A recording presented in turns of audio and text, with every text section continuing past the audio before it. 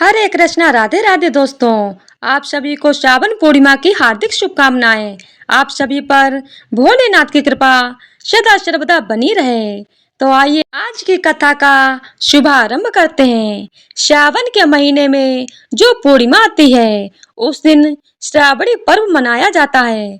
इस दिन भाई बहनों का पवित्र पर्व रक्षाबंधन भी मनाया जाता है। इस दिन भगवान को भी राखी बांधने की परंपरा है।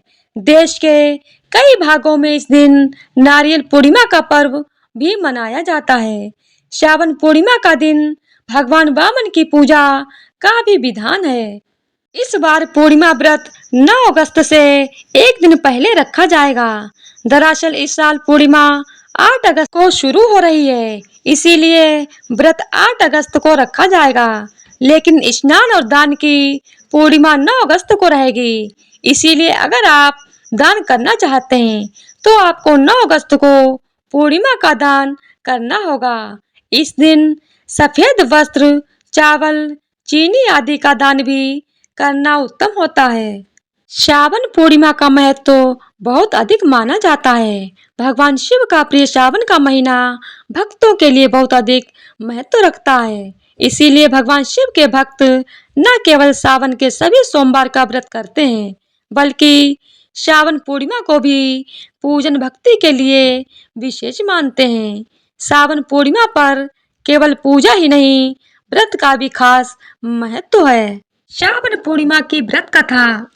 प्राचीन कथा के अनुसार एक नगर था, उसमें तुंगध्वज नाम का राजा राज्य करता था। तुंगध्वज राजा को जंगल में शिकार करने का बहुत शौक था। एक दिन राजा जंगल में शिकार करने गया। शिकार करते करते बहुत थक गया। थकान दूर करने के लिए वह एक बरगद के पेड़ के नीचे बैठ गया। वहां उसने देखा कि काफी सारे लोग इकट्ठे होकर श्री सत्यनारायण भगवान की पूजा कर रहे हैं। राजा को स्वयं पर इतना अभिमान था कि न उसने भगवान को प्रणाम किया और न वह कथा में गया और न ही प्रसाद लिया। प्रसाद देने पर भी न खाकर अपने नगर को लौट आया। नगर में आकर राजा ने देखा कि दूसरे राज्य के राजा ने उसके राज्य पे हमला कर दिया है। राजा ने अपने राज्य का ऐसा हाल देखकर तुरंत समझ गए कि श्री सत्यनारायण भगवान और उनके प्रसाद का निरादर करने से ऐसा हुआ है। अपनी भूल का आभास होते ही राजा दौड़कर वापस उसी जंगल में बरगद के पेड़ के नीचे आया, जहां लोग भगवान सत्यनारायण की कथा कर रहे थे। वहां पहुंचकर राजा ने प्रसाद मांगा और अपनी भूल के लिए माफी मांगी। पश्चाताप करते देख राजा को भगवान सत्यनारायण ने माफ कर दिया, जिसके फलस्वरूप भगवान के आशीर्वाद से उसके राज्य में सब कुछ पहले जैसा हो गया। भगवान सत्यनारायण की कृपा से राजा ने लंबे समय तक राज्य संभाला और स्वर्ग लोक को गमन कर गए। मान्यता है कि श्रावण पूर्णिमा की कथा को पढ़ने सुनने मात्र से सभी मनोकामनाओं की पूर्ति होती है। कहा जाता है कि यह कथा वाजपेय यज्ञ का फल देने वाली है। द्वापर युग में एक समय की बात है। यशोदा जी ने कृष्ण से कहा, हे कृष्ण, तुम सारे संसार के उत्पन्न करता, पोषण तथा उसके श्रृंगार करता हो। आज कोई ऐसा व्रत मुझसे कहो जिसके करने से मृत्यु लोक में स्त्रियों को विधवा होने का भय न रहे, तथा यह व्रत सभी मनुष्यों की मनोकामना पूर्ण करने वाला हो। श्री कृष्ण कहने लगे, हे माता, तुमने अति सुंदर प्रश्न किया है। मैं तुमसे ऐसे ही व्रत को सविस्तार कहता हूँ। सौभाग्य की प्राप्ति के लिए स्त्रियों को द्रौतनिश्चत अर्थात 32 पूर्णिमाओं का व्रत करना चाहिए। इस व्रत को करने से स्त्रियों को सौभाग्य संपत्ति मिलती है। यह व्रत अचल सौभाग्य को देने वाला और भगवान शंकर के प्रति मनुष्य मात्र की भक्ति को बढ़ाने वाला है। यशोदा जी कहने लगी, हे कृष्ण, सर्वप्रथम इस व्रत को मृत्यु लोक में किसने किया था? इसके विषय विस्तार पूर्वक मुझसे कहो। श्री कृष्ण जी कहने लगे कि इस भूमंडल पर एक अत्यंत प्रसिद्ध राजा चंद्रहास से पालित अनेक प्रकार के रत्नों से परिपूर्ण कार्तिका नाम की एक नगरी थी। वहां धनेश्वर नाम का एक ब्राह्मण था और उसकी पत्नी अति सुंदर सुशील रूपवती थी। दोनों ही एक नगरी में बड़े प्रेम से साथ में रहते थे। घर में धन धान्य आदि की कोई कमी नहीं थी। उनको एक बड़ा दुख सताता था कि उनके कोई संतान नहीं थी, जिस वजह से वह बहुत दुखी रहते थे। एक दिन एक बड़ा तपस्वी योगी उस नगरी में आया। वह योगी बाकी सभी घरों से भिक्षा मांगकर प्रेम पूर्वक खाया करता था, लेकिन उस ब्राह्मण के घर से भिक्षा कभी नहीं मांगा करता था। एक दिन योगी गंगा किनारे भिक्षा मांगकर प्रेम पूर्वक खा रहा था कि यह सब करते हुए धनेश्वर ने उसे देख लिया और उस योगी तपस्वी से पूछा कि आप सबके घर से भिक्षा लेते हैं, किंतु मेरे घर से भिक्षा कभी नहीं लेते। इसका क्या कारण है? योगी कहने लगा कि आपके धर्म हमें इस बात की आज्ञा नहीं देता है, क्योंकि अभी आप गृहस्थ जीवन में एक सुख से वंचित हैं। आपके घर संतान होने पर मैं आपके घर से भी भिक्षा स्वीकार करूंगा। उन्होंने कहा कि जिसे संतान नहीं है, उसके घर से भिक्षा लेने से मेरे भी पतित हो जाने का भय है। धनेश्वर यह सब बात सुनकर बहुत दुखी हुआ और हाथ जोड़कर योगी के पैरों पर गिर पड़ा तथा दुखी मन से कहने लगा कि आप मुझे संतान प्राप्ति के उपाय बताएं। आप सर्वज्ञ हैं, मुझ पर अवश्य या कृपा कीजिए। धन की मेरे घर में कोई कमी नहीं है, लेकिन मैं संतान न होने के कारण अत्यंत दुखी हूँ। आप मेरे इस दुख का हरण कीजिए। यह सुनकर योगी कहने लगा, तुम चंडी की आराधना करो। घर पहुंचकर उन्होंने यह सारी बात अपनी पत्नी को बताई और खुद वन में चला गया। वन में पहुंचकर उसने चंडी की आराधना की और उपवास किया।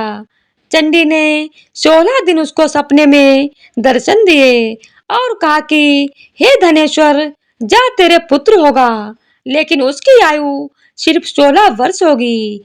16 वर्ष की आयु में ही उसकी मृत्यु हो जाएगी। अगर तुम दोनों स्त्री और पुरुष 32 पूर्णिमाओं का व्रत करोगे तो वह दीर्घायु हो जाएगा। जितनी तुम्हारा सामर्थ्य हो उतने आंचे के दिए जलाकर शिव जी का पूजन करना, लेकिन पूर्णमासी 32 ही होनी चाहिए। सुबह होते ही तुम्हें इस स्थान के पास एक आम का पेड़ दिखाई देगा। उस पर चढ़कर एक फल तोड़कर अपने घर चले जाना। अपनी स्त्री को इस बारे में बताना। सुबह स्नान होने के बाद वह स्वच्छ होकर शंकर जी का ध्यान करके उस फल को खा ले। तब शंकर भगवान की कृपा से उसको गर्भ हो जाएगा। जब ब्राह्मण सुबह उठा तो उसे उस स्थान पर एक आम का पेड़ दिखाई दिया और वह उससे फल तोड़ने के लिए ऊपर चढ़ा, लेकिन वह पेड़ पर चढ़ नहीं पा रहा था। यह देखकर उसे बड़ी चिंता हुई। उसने भगवान गणेश की उपासना की और कहा कि हे दयानिधे, अपने भक्तों के विघ्नों का नाश करके उनके मंगल कार्य को करने वाले, दुष्ट का नाश करने वाले, रिद्धि सिद्धि देने वाले, आप मुझे इतना बल दें कि मैं अपनी मनोकामना पूरी कर सकूं। इसके बाद वह पेड़ से फल तोड़कर अपनी पत्नी के पास पहुंचा। उसकी पत्नी ने अपने पति के कहे अनुसार उस फल को खा लिया और वह गर्भवती हो गई। देवी की कृपा से उसे बहुत सुंदर पुत्र पैदा हुआ। उसका नाम उन्होंने देवी दास रखा।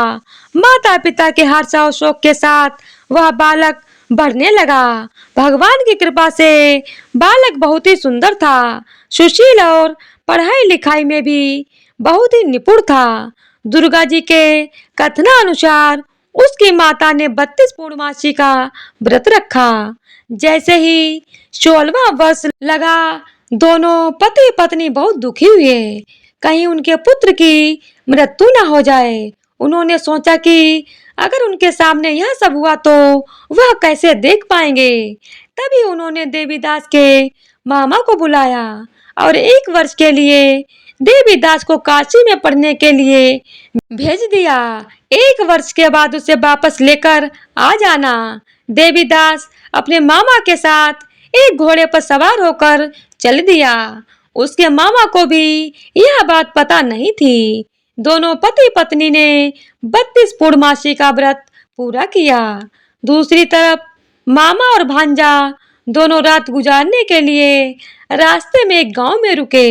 उस दिन उस गांव में ब्राह्मण की कन्या का विवाह होने वाला था। जिस धर्मशाला में वर और बारात के बाकी लोग रुके हुए थे, उसी धर्मशाला में देवीदास और उसका मामा ठहर गए। उधर कन्या को तेल आदि चढ़ने के बाद जब लगन का समय आया तो वर की तबीयत खराब हो गई। वर के पिता ने अपने परिवार वालों से विचार विमर्श करके कहा कि यह देवीदास मेरे पुत्र जैसा ही है, मैं इसके साथ लगन करा दूं और बाद में बाकी सारे काम मेरे बेटे के साथ पूरे हो जाएंगे। ऐसा कहने के बाद वर के पिता देवीदास को मांगने के लिए उसके मामा के पास गए और उन्हें सारी बात बताई। मामा ने कहा कि कन्या दान में जो कुछ भी मिलेगा वो हमें दे दिया जाए। वर के पिता ने बात स्वीकार कर ली। इसके बाद देवीदास का विवाह कन्या के साथ संपन्न हो गया। इसके बाद वह अपनी पत्नी के साथ भोजन न कर सका और मन में विचार करने लगा कि न जाने यह किसकी पत्नी होगी। यह सोचकर उसकी आंखों आंसू आ गए। तब वधू ने पूछा कि क्या बात है, आप उदास क्यों हैं? तब उसने सारी बातें अपनी पत्नी को बताई। तब कन्या कहने लगी कि यह ब्रह्म विवाद के विपरीत है। आप ही मेरे पति हैं, मैं आपकी पत्नी रहूंगी, किसी अन्य की कभी नहीं। तब देवीदास ने कहा, ऐसा मत करिए, क्योंकि मेरी आयु बहुत कम है, मेरे बाद आपका क्या होगा? लेकिन उसकी पत्नी नहीं मानी और बोली, स्वामी आप भोजन कीजिए। दोनों रात में सोने के लिए चले गए। सुबह देवीदास ने पत्नी को 4 नगों से जड़ी एक अंगूठी दी और एक रुमाल दिया और बोला कि हे प्रिय, इसे ले लो और संकेत समझकर स्थिर चित हो जाओ। मेरे मरण और जीवन जानने के लिए एक पुष्प वाटिका बना लो, उसमें सुगंधि वाली एक नव मल्लिका लगा लो, उसको प्रतिदिन जल से सींचा करें और आनंद के साथ खेलो कूदो। जिस समय और जिस दिन मेरा प्राण अंत होगा उस दिन यह फूल सूख जाएंगे। जब यह फिर से हरे हो जाएं तो जान लेना कि मैं जीवित हूँ। यह समझाकर वह वहां से चला गया। इसके बाद जब वर और बाकी बाराती मंडप में आए तो कन्या ने उसे देखकर कहा कि यह मेरा पति नहीं है, मेरे पति वह हैं जिनके साथ रात में मेरा विवाह हुआ है। इसके साथ मेरा विवाह नहीं हुआ है। अगर यह वही है तो यह बताएं कि मैंने इसको क्या दिया है। साथ ही कन्यादान के समय को आभूषण मिले, उन्हें दिखाएं। कन्या की ये सारी बातें सुनकर वह कहने लगा कि मैं यह सब नहीं जानता। इसके बाद सारी बारात भी अपमानित होकर लौट गई। भगवान श्री कृष्ण बोले, हे माता, इस प्रकार देवीदास काशी चला गया। कुछ समय जब बीत गया तो एक सर्प उसको डसने के लिए वहां आया, लेकिन वह उसको काट नहीं पाया, क्योंकि उसकी माता ने पहले ही 32 पूर्णिमा का व्रत कर लिया था। उसके बाद खुद काल वहां पहुंचा। भगवान की कृपा से तभी वहां माता पार्वती और भगवान गणेश आ गए। देवीदास को मूर्छित दशा में देखकर माता पार्वती ने भगवान शिव से प्रार्थना की कि महाराज, इस बालक की माता ने पहले ही 32 पूर्णिमा का व्रत कर लिया है, आप इसको प्राण दें। भगवान शिव ने माता पार्वती के कहने पर उसे प्राण दान दे दिया। उधर उसकी पत्नी उसके काल की प्रतीक्षा कर रही थी। उसकी पत्नी ने जाकर देखा कि पुष्प और पत्र दोनों ही नहीं हैं, तो उसको बहुत आश्चर्य हुआ। और जब उसने देखा कि पुष्प वाटिका फिर से हरी हो गई है, तो वह समझ गई कि उसका पति जिंदा हो गया है। इसके बाद वह बहुत ही प्रसन्न होकर अपने पिता से कहने लगी कि मेरे पति जीवित हैं, उनको ढूंढिए। जब 16वां वर्ष व्यतीत हो गया, तो देवीदास भी अपने मामा के साथ काशी चल दिया। इधर उसकी पत्नी के परिवार वाले उन्हें ढूंढने के लिए जा ही रहते कि उन्होंने देखा कि देवीदास और उसका मामा उधर ही आ रहे थे। उसको देखकर उनके ससुर बहुत प्रसन्न हुए और उसे अपने घर ले आए। वहां सारा नगर इकट्ठा हो गया और कन्या ने भी उसे पहचान लिया। देवीदास ने इसके बाद अपनी पत्नी और मामा को लेकर वहां से चल दिया। उसके ससुर ने भी उसे बहुत धन दहेज दिया। जब वो अपने घर की तरफ चल रहा था, तो उसके माता पिता को लोगों ने खबर कर दी, तुम्हारा पुत्र देवीदास अपनी पत्नी और मामा के साथ आ रहा है। ऐसा समाचार सुनकर पहले तो उन्हें विश्वास नहीं हुआ, लेकिन जब देवीदास आया और उसने अपने माता पिता के पैर छुए, तो देवीदास के माता पिता ने उसका माथा चूमा और दोनों को अपने सीने से लगा लिया। दोनों के आने की खुशी में धनेश्वर ने बहुत दान दक्षिणा ब्राह्मणों को दी। श्री कृष्ण जी कहने लगे कि इस तरह धनेश्वर को 32 पूर्णिमाओं के व्रत के प्रभाव से संतान प्राप्त हुई। जो स्त्रियां इस व्रत को करती हैं, वह जन्म जन्मांतरों तक वैधव्य का दुख नहीं भोगती और सदैव सौभाग्यवती रहती हैं। यह मेरा वचन है। यह व्रत संतान देने वाला और सभी मनोकामनाओं को पूरा करने वाला है।